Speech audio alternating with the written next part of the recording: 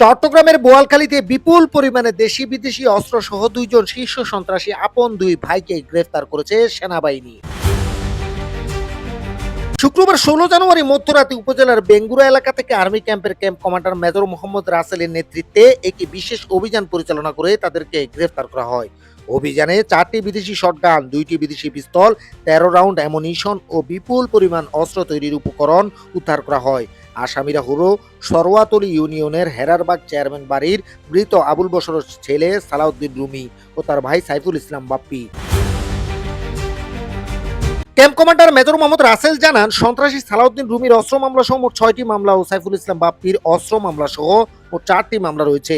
এই সন্ত্রাসীরা বিগত নির্বাচন সহ বিভিন্ন সময়ে অস্ত্র চালনা ও সন্ত্রাসী কার্যক্রম পরিচালনা করে আসছে। এছাড়া এই সন্ত্রাসীরা নিজস্ব পদ্ধতিতে দেশীয় আগ্নেয়াস্ত্র তৈরি করত ও বোয়ালখালী সহ চট্টগ্রামের বিভিন্ন সংঘবদ্ধ সন্ত্রাসী দলের কাছে অস্ত্র বেচা কেনার ব্যবসা করে আসছিল।